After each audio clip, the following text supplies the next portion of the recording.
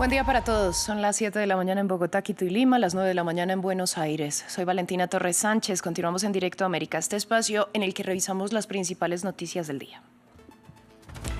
El presidente de Francia, Emmanuel Macron, recibió a Volodymyr Zelensky en el Palacio del Elíseo con el objetivo de hablar sobre las condiciones para una paz justa y duradera. Esto al mismo día en que el enviado especial estadounidense Steve Witkoff se dirige a Moscú para entrevistarse el martes con el presidente ruso Vladimir Putin. Honduras amanece en medio de la expectativa por los resultados preliminares de la jornada electoral. Los datos del CNE revelan que el candidato Nasri Asfura del Partido Nacional lidera la contienda con un 40,1% de los votos y 44% de las actas escrutadas. Este 1 de diciembre se conmemora el Día Internacional del SIDA, una jornada para aumentar la concientización y la prevención de esta enfermedad. Se estima que unas 41 millones de personas en el mundo viven con VIH actualmente. Justamente en el Día Mundial del SIDA conversamos sobre la incidencia de esta enfermedad. En 2024 había casi 41 millones de personas viviendo con VIH y 5,3 millones no sabían que lo tenían. Este año la campaña va alrededor del tema Cero muertes por SIDA en 2030. ¿Cómo va el mundo y qué estigmas persisten? Lo analizamos después del informativo.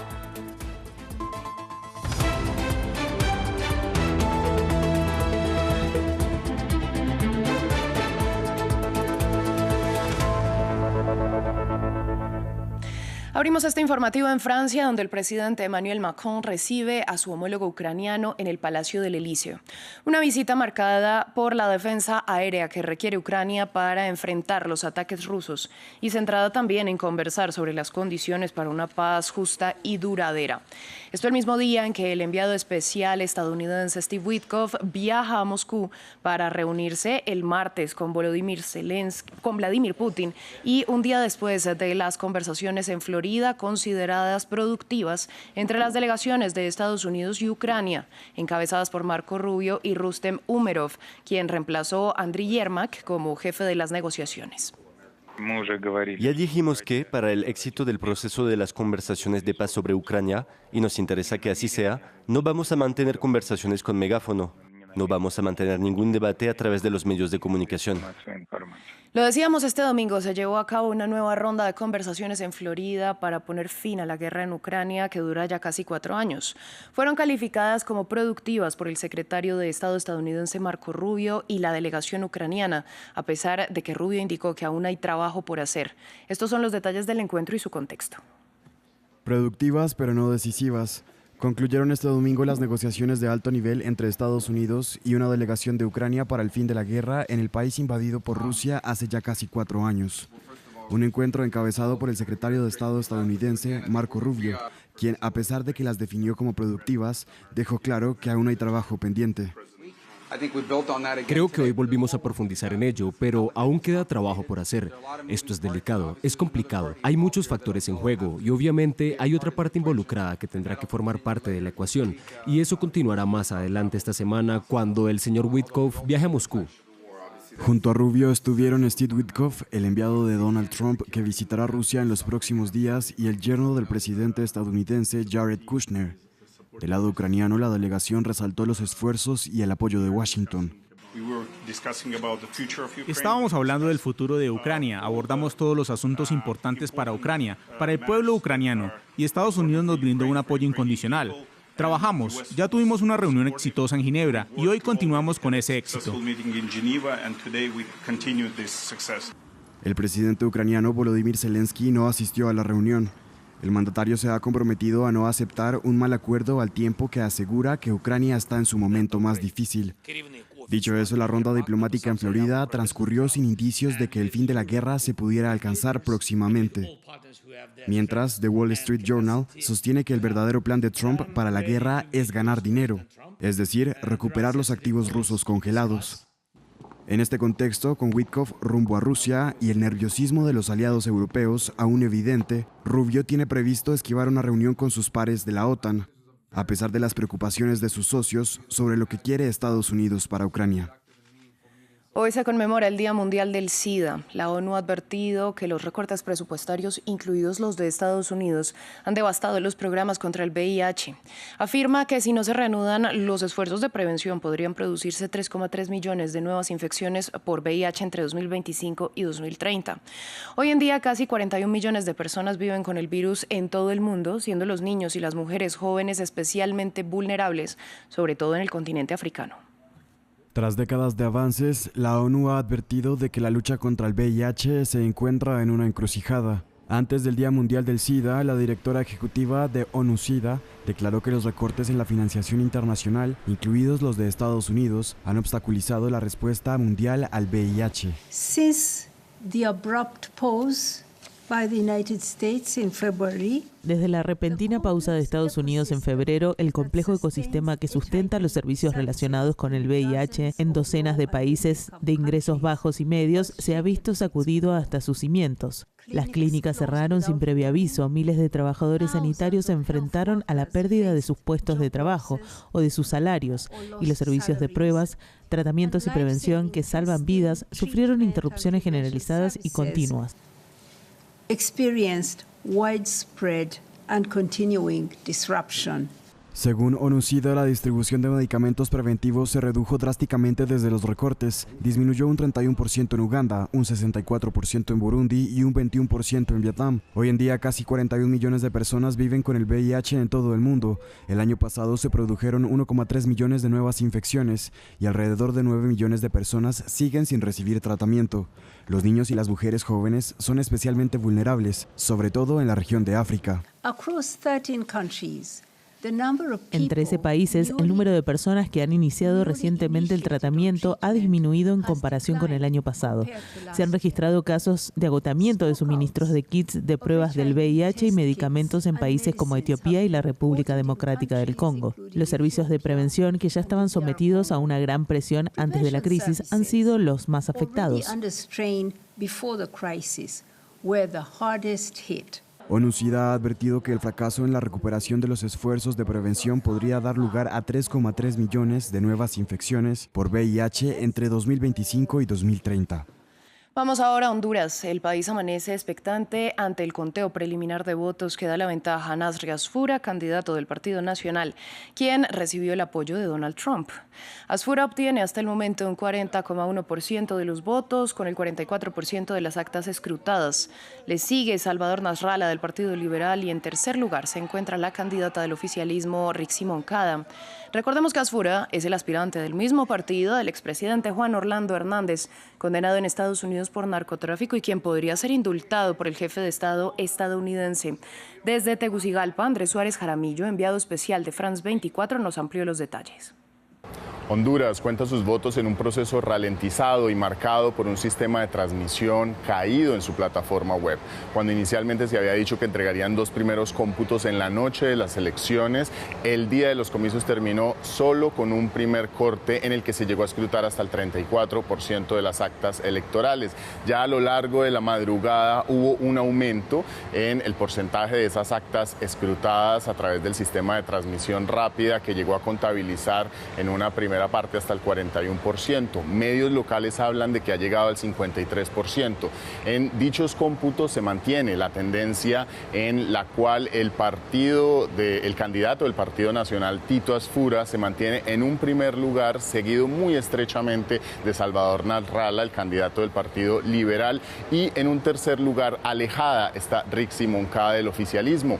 Entre tanto, la plataforma web actualmente no está disponible y se espera que en las próximas horas el Consejo Nacional Electoral se manifieste sobre cómo avanza el conteo. Según declaraciones del candidato Salvador Nasralla, en horas de la madrugada dijo que esta ralentización se trata de un delito electoral y le preocupa que con esos primeros resultados se está dando la impresión de que su contendor Nasri Asfura es quien va ganando, pero según los datos que ellos tienen, él será el presidente del país. Y por su parte, Rixi Moncada espera a dar declaraciones más tarde en este día 1 de diciembre.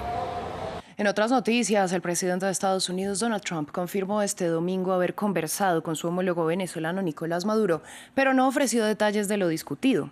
El anuncio fue realizado un día después de advertir que el espacio aéreo de Venezuela debe considerarse cerrado en su totalidad. En tanto, el país caribeño acusó al norteamericano de querer quedarse con su petróleo. Más detalles en el informe de Dacy Lanza.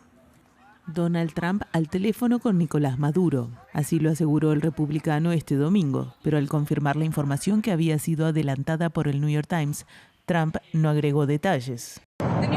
El New York Times informó que usted tuvo una llamada telefónica con Maduro. ¿La tuvo? No quiero comentar al respecto. La respuesta es sí. ¿Y puede contarnos un poco? No puedo hacerlo. Señor presidente, ¿diría que salió bien? No diría que salió bien ni mal. Fue una llamada telefónica. Esto llega un día después de que Trump advirtiera textualmente a todas las aerolíneas, pilotos, narcotraficantes y traficantes de personas que el espacio aéreo de Venezuela debía considerarse cerrado en su totalidad, sumando tensión a la escalada con Caracas, que por su parte lanzó nuevas acusaciones contra Washington ante la OPEP, Organización de Países Exportadores de Petróleo. Venezuela denuncia formalmente ante esta instancia que el gobierno de los Estados Unidos de América pretende apoderarse de las vastas reservas de petróleo de Venezuela, las más grandes del planeta, por medio del uso de la fuerza militar letal. Por su parte, el presidente de la Asamblea Nacional de Venezuela, Jorge Rodríguez, anunció que el cuerpo legislativo formará una comisión para investigar los ataques de Estados Unidos en las costas venezolanas y el Pacífico, e indicó que la investigación analizará un informe del diario The Washington Post que señala que el secretario de Defensa, Pete Hegseth, ordenó matar a todas las personas a bordo de una de las embarcaciones en septiembre. Estados Unidos lleva meses librando una campaña de ataques contra embarcaciones que acusa de narcotráfico, sin presentar pruebas y en los que ya han muerto al menos 80 personas. Vamos a Asia porque ya son más de 1.000 los fallecidos y centenares los desaparecidos a causa de las inundaciones catastróficas que actualmente afectan el sureste asiático. En Indonesia, la Agencia de Gestión de Desastres actualizó un balance de al menos 604 muertos y 464 personas desaparecidas. Los detalles en el siguiente informe. Poco a poco, el agua se retira de esta aldea indonesia en la isla de Sumatra, dejando atrás un paisaje devastado. Un espeso lodo cubre todo, haciendo la tarea de recuperar cualquier cosa aún más difícil.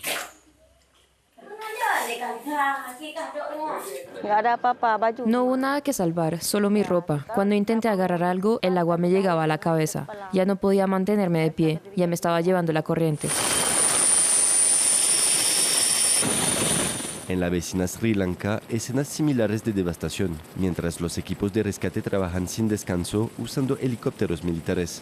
Ninguna región de esta isla de más de 20 millones de habitantes se ha librado del ciclón Ditwa. Ante la magnitud del desastre, el presidente solicitó ayuda internacional y declaró el estado de emergencia. Nuestro país se enfrenta al desastre natural más significativo y difícil de su historia. También somos conscientes de que la operación de rescate que estamos llevando a cabo es la más difícil en la historia de nuestra nación. Esta es la primera vez que todo el país ha sido golpeado por un desastre de esta magnitud. El clima severo también afectó a Tailandia, causando numerosas muertes y destrucción en 3 estados del sur y en el norte de Malasia. A pesar de anunciar paquetes de compensación para quienes perdieron familiares en las inundaciones, crece la indignación pública ante la respuesta del gobierno tailandés. 2 funcionarios locales han sido suspendidos por sus presuntas fallas. La temporada de monzones suele traer fuertes lluvias a la región, con riesgo de deslizamientos de tierra e inundaciones repentinas. Pero el calentamiento global agravó su impacto. En Indonesia y Tailandia, el costo humano de las inundaciones es de los peores en años, con muchas personas aún desaparecidas. Cambiamos de tema. Las autoridades de Hong Kong informaron el lunes que arrestaron a otros 13 sospechosos por el presunto homicidio involuntario relacionado con el peor incendio registrado en la ciudad, que ya deja al menos 151 víctimas mortales. La policía continuó las inspecciones de las 7 torres quemadas en el desastre del miércoles.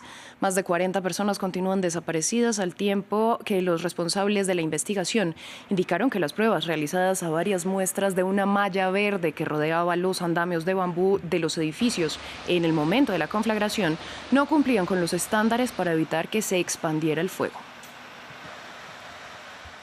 Y continúa en Líbano la visita del Papa León XIV. En su segunda jornada, el pontífice visitó la tumba del santo eremita Charbel, el primero libanés, y rezó por la paz en el país y en todo Oriente Medio. En su visita, el jerarca católico también puso a San Charbel como ejemplo de silencio a quienes habitan en medio del bullicio, la modestia a quienes viven para aparentar y la pobreza a quienes buscan las riquezas. Continuamos con nuestro invitado del día. Hoy, como cada 1 de diciembre, se conmemora el Día Mundial del SIDA. En 2024 había 40,8 millones de personas viviendo con VIH, un padecimiento rodeado de estigmas y que hoy podría estar casi totalmente erradicado si las comunidades más afectadas hubieran encontrado voluntad política. Este año la campaña contra la enfermedad tiene un objetivo ambicioso: 0 muertes por SIDA en 2030. Para hablar de este tema nos acompaña en el estudio el doctor Carlos Eduardo Pérez. Él es médico infectólogo de la Universidad Nacional de Colombia, autor del libro La Escuela del VIH, historias desconocidas de una epidemia que transformó los derechos y la medicina en Colombia. Además, asesor científico de France 24 durante la pandemia de COVID-19. Yo le doy la bienvenida de vuelta a su casa, doctor Pérez. No, muchas gracias, Valentina, y muy feliz de volver a estar conmigo, con ustedes, con mis amigos. Bueno, por supuesto, este es un libro que habla también de la historia y de cómo se ha ido transformando esta enfermedad. Y yo en principio le pregunto, ¿qué tan afectados se vieron esos primeros pacientes ante el miedo por el desconocimiento de una enfermedad que pues en su momento era mortal, y cómo han cambiado estas condiciones? Se trata de este relato. La enfermedad lleva más de 40 años. Es una enfermedad muy reciente, pero llena de miedo, de estigma. Era un temor a lo desconocido, donde médicos y pacientes se enfrentaban a no solamente el virus, sino también a una marginación social, porque al ser caracterizado en una orientación sexual determinada, pues empezó a ser un estigma que fue paulatinamente superándose. Pero al inicio de la enfermedad fue tal vez la peor enfermedad, que era discriminar a los enfermos. Entonces yo justamente le pregunto, ¿a qué se debió que en principio se considerase una enfermedad asociada puntualmente con los hombres homosexuales? Porque los primeros casos fueron en varones homosexuales, y contamos la historia en el libro de cómo surgió desde las selvas africanas hasta llegar a ser una pandemia, y afectó principalmente inicialmente a varones homosexuales. De ahí esa discriminación también a una población de Haití. En el libro contamos por qué Haití fue un núcleo en donde se concentraron tantos pacientes con VIH. Pero con el tiempo aprendimos 3 cosas: que todos somos susceptibles, que en la actualidad cerca de la mitad de las personas que viven con VIH son mujeres. Y lo tercero es que el desafío de, a pesar de haber superado muchas partes del estigma, todavía tenemos una falta y desconocimiento de la enfermedad que debemos aprender, enseñar y nunca olvidar. Bueno, justamente hay medicamentos disponibles hoy en día que permiten que una persona pueda vivir con VIH sin síntomas, mantener relaciones sexuales sin contagiar a otros, etcétera. Pero ¿por qué aún no se ha erradicado este virus? Creo que es también una falta de accesibilidad a los tratamientos. Los tratamientos están disponibles y tenemos todas las opciones. Tenemos medicamentos que controlan la enfermedad y cuando una persona no está detectable ya no transmite la enfermedad. Tenemos terapias para después de la exposición sexual, se toman los medicamentos durante un mes y se evita la enfermedad. Y tenemos tratamientos para antes de la exposición sexual, que se llama terapia PrEP, y evita la enfermedad. Pero esos medicamentos todavía no son accesibles a todas las poblaciones y también mucha parte de la población no las conoce, y la falta de educación y pedagogía hacen parte de por cuál es la razón que esta enfermedad persista y se siga incrementando, sobre todo en las Américas. Los problemas son básicamente acceso y educación, pero los medicamentos están y cada vez son mejores medicamentos. Un paciente con VIH no pierde un solo año de su vida si se toma el medicamento y sigue las pautas médicas. Bueno, ¿qué recomendaciones hace usted a una persona que sospeche que tiene VIH, que pudo contagiarse? La primero es que todos podemos tener VIH. Si una persona ha tenido una sola relación sexual sin preservativo, se debe considerar susceptible. Lo mejor es hacer el diagnóstico temprano, es acercarse al médico, pedir orientación. Las pruebas son accesibles en todos los niveles de salud, en todos los países del mundo. Y cuando hay una enfermedad como el VIH, es una enfermedad que consideramos crónica, no transmisible prácticamente, porque los tratamientos son altamente efectivos, con muy pocos efectos adversos, son medicamentos muy nobles y que podemos asegurarle a la persona muchos años, décadas de vida. Lo más importante es acercarse, pedir consejería, tomarse la prueba y enfrentar sin miedo a esta enfermedad. Entonces, justamente, ¿qué tan importante es la salud mental al hablar de una enfermedad como esta? La salud mental es un problema y uno de los grandes desafíos que tiene la medicina actual. El VIH al principio era una enfermedad donde las personas morían más de depresión y aislamiento que de la misma enfermedad. Hoy en día hemos aprendido a ser mucho más abiertos hacia la diversidad sexual, a reconocer nuestra sexualidad como una parte de nuestra integración social. Sin embargo, nadie está preparado para tener una enfermedad como estas.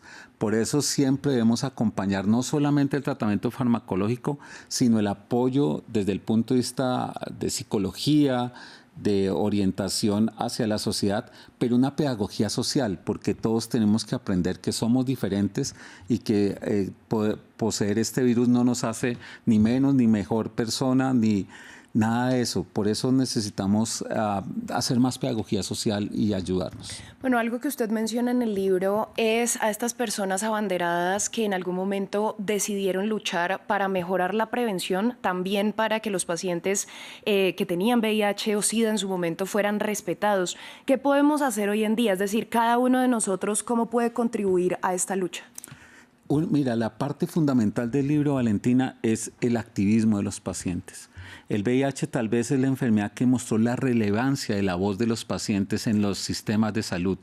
Fueron esos hombres que iniciaron ese activismo, esos hombres y mujeres que lograron que los medicamentos fueran accesibles, que los tratamientos llegaran a varias personas, que hubieran métodos diagnósticos.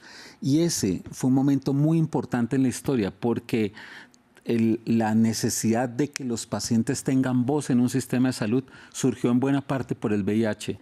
Y este es un homenaje para aquellos hombres en Colombia y en América Latina que lucharon por esos primeros pasos a que los pacientes tuvieran voz. Hoy lo que conocemos de los pacientes y su actividad dinámica en los sistemas de salud, en buena parte se lo debemos a la enfermedad. ¿Qué podemos decir que, más allá del acceso a los medicamentos, que usted dice que es algo que aún falta, qué podría mejorarse en la atención a los pacientes con VIH hoy en día? En algunos países todavía vemos limitaciones en el acceso de tratamientos, pero sobre todo en el acceso a pruebas diagnósticas y también la motivación o el miedo a hacerse la prueba diagnóstica. También tenemos un déficit en las políticas preventivas, en el sentido de que la terapia preexposición es una terapia que se debe ofrecer mucho más, debe ser gratuita para que las personas puedan acceder a terapias antirretrovirales preventivas para evitar el contagio para el VIH, sobre todo en poblaciones que tienen antecedentes de enfermedad de transmisión sexual, relaciones sin uso de preservativos, que tienen parejas serodiscordantes. Entonces todavía tenemos grandes desafíos y enseñarle a nuestros jóvenes y a todas las personas que no debemos tener miedo a hacernos la prueba. La mejor forma de prevenir es saber cómo estoy. ¿Realmente hoy en día y con lo que se conoce se puede hablar de que se está acabando con esta estigmatización? Es difícil porque el estigma hacia la orientación sexual creo que cada vez ha sido mucho más superado. Sin embargo, todavía existen temores de la enfermedad, algo de marginación social. Pero cada vez hemos aceptado mucho más a que las personas no enferman por VIH, sino viven con el virus. Y vivir con el virus involucra una responsabilidad de las personas con las que viven y de las personas que lo cuidan. Hemos sido una sociedad que progresivamente hemos mejorado esa tolerancia, pero todavía nos falta un trecho para que podamos entender que esta es una enfermedad que nos puede afectar a todos. Luego no tenemos que discriminar a ninguno. ¿Qué tan importante considera usted que es el uso de las tecnologías que están disponibles hoy en día, que sin duda no estaban disponibles hacia los 80 o antes, para desarrollar estos tratamientos para enfermedades tan complejas como lo fue en su momento el SIDA? Mira, el avance de la ciencia, a la ciencia siempre se le pide mucho, y sucede mucho como lo de COVID-19, pero se le invierte muy poco. Si algo demostró en el VIH es que la evolución de los medicamentos permitió controlar una enfermedad en menos de 40 años, que es algo que no tiene hito en la historia. Y tenemos desarrollos de nuevos medicamentos que van a cambiar la enfermedad. Y yo sí soy optimista que en un par de décadas se puede erradicar la enfermedad farmacológicamente. Sin embargo, los desafíos no son para esta enfermedad, sino tenemos muchas más otras enfermedades que se necesita esa inversión en la ciencia, en nuestros jóvenes que investiguen, y tenemos que estimular a que los gobiernos inviertan en la ciencia, en la investigación. Es hora de creer en la ciencia, de invertir en la ciencia, porque cuando tenemos grandes dificultades de la humanidad, la ciencia siempre ha tenido la respuesta. Pues, doctor Pérez, también hay algo, y es estos recortes anunciados, por ejemplo, por el gobierno de Estados Unidos, que pueden poner en riesgo años de lucha. Brevemente le pregunto, ¿qué tan necesario es que se siga haciendo la inversión como usted lo estaba mencionando? Es que cuando se hacen disminución en estos presupuestos, en estas inversiones, se ve reflejado en que no hay avance en una enfermedad, que no hay avance en varias enfermedades, y es un retroceso. A nosotros nos preocupa mucho la posición que tiene Estados Unidos con sus referentes de salud acerca de su posición ante las vacunas, acerca del recorte de gastos en inversión, en el desarrollo de nuevos tratamientos, y eso no deja de preocupar porque estos retrocesos siempre terminan trayendo consecuencias. Ojalá haya una reflexión global y luchemos todos porque la ciencia es la respuesta y el camino y es el permanente desafío ante los problemas. Pues, doctor Pérez, a usted muchas gracias por compartirnos su análisis y también por este libro, La Escuela del VIH, que nos puede ayudar a muchos a entender mejor las causas, la actualidad de la enfermedad y qué podemos hacer para prevenirla. No, muchas gracias a ti, Valentina, a todo el grupo de France 24. Está disponible en todas las librerías del país, de América Latina, está disponible en todas las plataformas digitales, está en todas las formas de comercialización de libros, está disponible el libro a partir de hoy. Pues perfecto, doctora. A ustedes también muchas gracias por su sintonía. Nosotros hacemos una breve pausa y volvemos.